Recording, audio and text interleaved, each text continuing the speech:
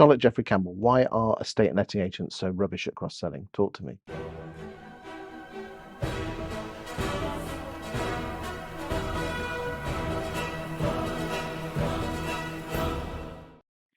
I think some are rubbish, but I think others aren't.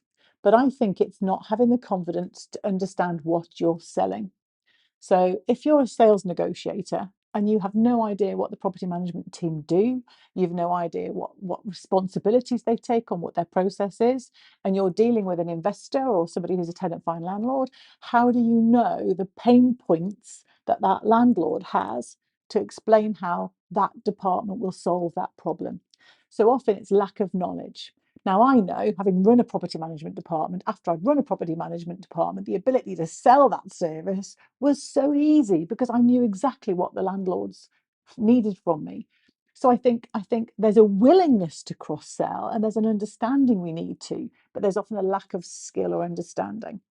Why is that? Is that because for the last few years that we've all been siloed in our own departments? Yeah, I think we have had a lot of that over the last 5 or 6 years, where people have had very narrow job roles. And when I speak to agents now, we seem to be blending. When I speak to agents, the response is always, "Oh yeah, we definitely need to start cross-selling across departments. Our sales and lettings next, they're merging. We're going to do more." So if we're working with fewer staff, they're going to have to be multi-skilled. So the first tip is to ensure that you've got knowledge of the other person's department. Absolutely. Any other tips to increase cross-selling? So I think it's about that ability to ask the right questions. So the cross-selling bit is understanding the whole customer. So for me, my previous history, I'm a landlord, I've sold properties, I've bought properties. So do you know that about me?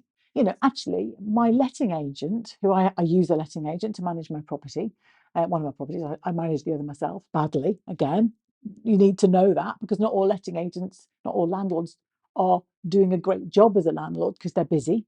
I haven't inspected my property for quite a while. Yeah.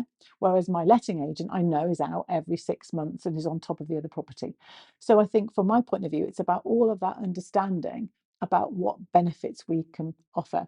So cross-selling for mortgage, for example, I think when I was a negotiator, I might have got £1 for my mortgage lead. And I talk to agents now, they're maybe only getting a tenner. So are they going to be motivated in spotting mortgage leads for that tenner? Maybe they get 2 or 3 sign-ups a month. And the biggest issue is they never get the feedback. They never know whether the property completed. They don't get their tenner, they don't see it. They don't see the value because all they're thinking about is my commission. Is it worth it? Whereas really the whole point of mortgage appointments for us as a business is the ability to be more confident that that sale goes through, that we've got the sales progression under control. So I'm much more likely to get my other commission if I've got the mortgage lead in.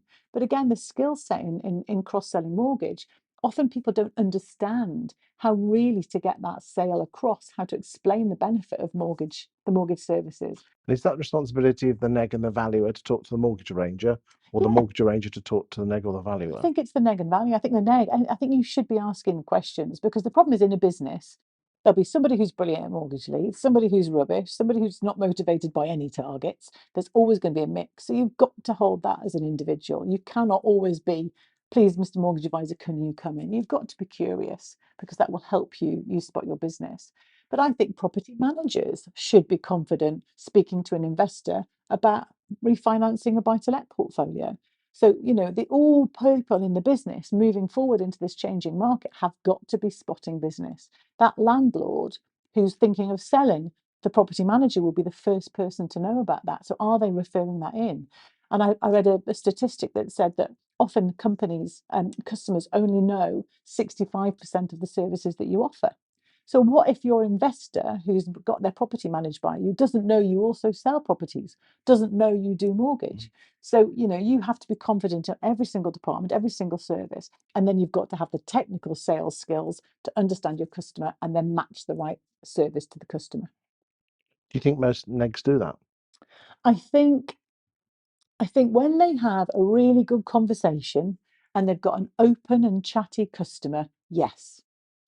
But I think when it comes to the fact that the sellers or the buyer or the customer is harder work, I don't think it happens because I don't think we control those conversations enough. And I know you're a trainer.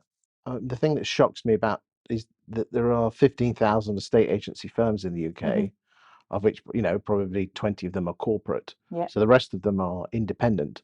But I can't get past the second hand on the number of trainers. So obviously, Well, there why? are other trainers, because most of the bigger companies do have somebody responsible. No, we're ignoring the trainers for the 20 or 30 corporates. Yeah. With your Yeah. 5 branches or more. Yeah. I'm talking Yeah. about the independent one man, one Yeah. woman Yeah. bands. Yeah. I can't get past 8 or 9 of you in Yeah. the No, industry. there isn't. So really, is that Yeah. just agents are not training their staff, or they try to do it in-house? I think this is where Able Agent came from. I don't think, even with the number of trainers there are, I don't think training, and I have this conversation a lot with our customers, feels worth it. So if you're a small independent estate agent, but it's going to cost you 1,500 quid for the trainer for the day, plus the expenses, plus the staff getting there, plus the time out of the office, you balance that on the books. That's complicated. That's tricky. And you can't just pick one person to send, because you need the whole team to be upskilled.